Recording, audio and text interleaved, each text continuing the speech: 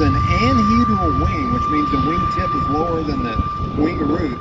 Part of that was to try to ease the transition into the sonic area where you got the tail above it to try to get the shock wave as the aircraft is one of the early aircraft to go through the sound barrier, ease that transition. But what it does, it catches the long afterburner tail in this kind of early afterburner and really makes the tail look like it's quickest.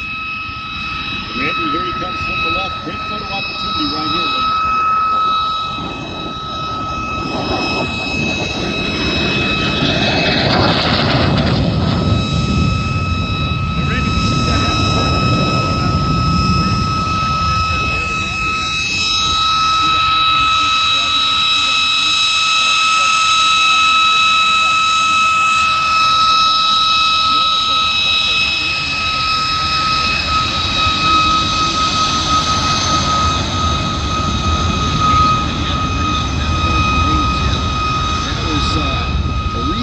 Originally it was the same taper all the way down, but they wanted to make the aircraft turn better than anything in the world. And from 1957 to 1974, when the General Dynamics F-16 first flew, now Lockheed F-16, it was the tightest turning fighter in the world. Really gave us fits in Vietnam, but really also gave us the nudge to build the F-16 and the F-18 Hornet. So Randy, you talked about the initial airplane as Bill continues to demonstrate the airplane.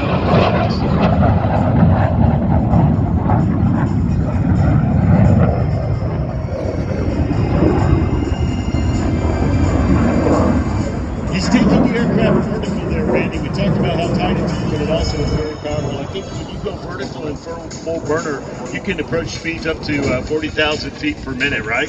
Yes, particularly this close to the sea level, if a pilot was to get the aircraft up around 500 to 520 knots indicated, do about It's the big. That's correct. We lost every first contest with across the board, and you can read about it in Have Drill, Have Done.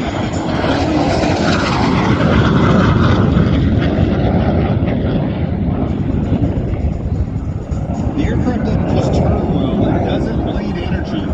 The aircraft can maintain below 10,000 feet almost an 8G turn rate without bleeding energy. So if the pilot corners the speed of 350 to 400 knots, he can continue that speed around and around until he can't take it anymore and take the aircraft right into a vertical maneuver, which is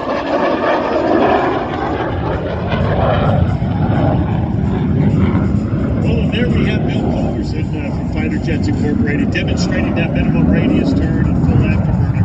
Now, Randy, once we figured out what worked and what didn't, we found some weaknesses in the airplane. We had a problem, even though our fighters, our cockpit crews, eventually, they lost that first battle, but we learned how to defeat the aircraft. But now we had to teach the rest of the fleet, the rest of the Air Force, how to learn those tactics.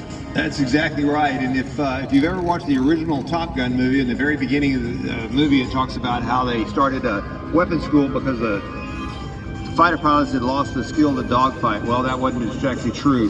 What we were doing, that was classified in that to start teaching our guys how to fight the MiGs during the Vietnam War based on what we had learned through Have Drill, Have Donut. And that program became the fighter weapons school for the Navy, known as Top Gun. If you watch the sequences, there's a couple of scenes in the movie where they're in the top of a staircase, and if you look past the actors, there's MiG-21s and MiG-17s on the wall representing the teaching skills and the teaching kill ratio during Vietnam. So in the end, we talked about the kill ratio improving and us building the Top Gun school, but also in the Air Force, we ended up with the fighter weapons school, the test pilot school, as well as right. The U.S. Air Force, of course, they integrated into what became the fighter weapons school in William Tellmead as well. The aircraft, though, was also used really to push Congress towards building what we call the bantamweight fighter competition, which was the YF-20, YF-16, and YF-17. The YF-17 morphed into the Hornet, and the YF-16 morphed into the F-16 that we're going to see later flown by the Thunderbirds today. So I believe Bill is coming from the right, ladies and gentlemen. Look low towards the runway to the right. This will be the high-speed pass. Now, Randy, I know that as he goes by, he's going to be approaching speeds 90% of the speed of sound right here. That's right. He's going to have it moving 9 miles a minute.